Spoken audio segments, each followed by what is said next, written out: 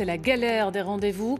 SOS Médecins a renforcé ses effectifs jusqu'à 20 heures d'attente aux urgences de Lille. Le fondateur du collectif Santé en danger, invité de ce journal.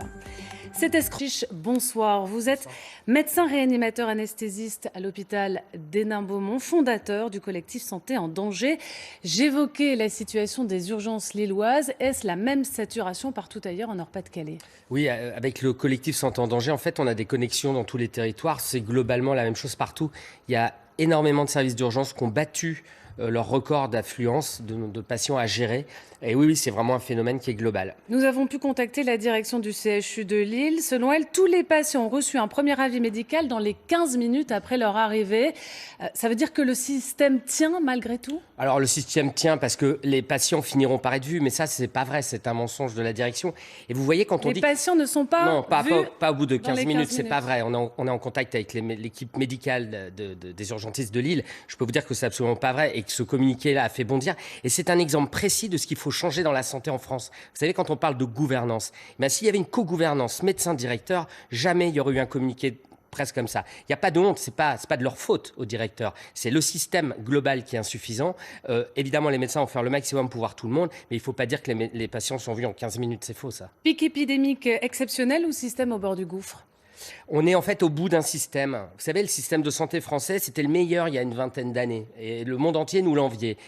On l'a trop abîmé au prix d'une vision économique de marché, au prix de vouloir faire des économies en santé, alors qu'il faut faire des investissements en santé. On a essoré les soignants.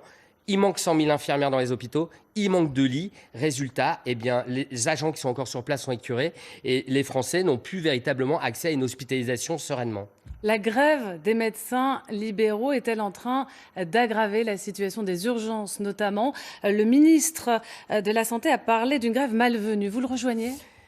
Non, je ne le rejoins pas. Je pense que le ministre est dans son rôle et qu'il peut difficilement dire autre chose. Non, en fait, c'est presque l'inverse. Parce qu'en fait, le mouvement des médecins de ville montre bien que c'est tout le système de santé qui est malade. Et en fait, vous voyez bien que... en faisant un focus sur la médecine de ville, ça met en exergue les difficultés de l'hôpital. Et finalement, on comprend bien que c'est tout le système en entier qu'il faut revoir. Donc, il ne faut pas tout mélanger. Vous parlez du système en entier, mais nous, ce qu'on voit, ce sont des corporations qui, chacune, défendent un intérêt.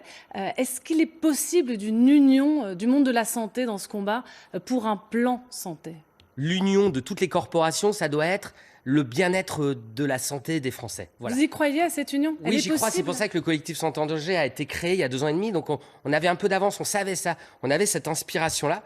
C'est normal qu'il y ait des spécificités par corporation. Par contre, la seule manière de changer profondément le système, c'est que tout le monde soit à la même table, se parle, s'écoute et se respecte. Je vais vous donner un exemple. Vous voyez, on parle beaucoup des retraites en ce moment. On pourrait tout à fait imaginer tenir compte de la pénibilité des retraites pour les agents soignants, pour les professionnels du soin, et ça concernerait tout le monde. Merci beaucoup Arnaud Chiche d'être venu.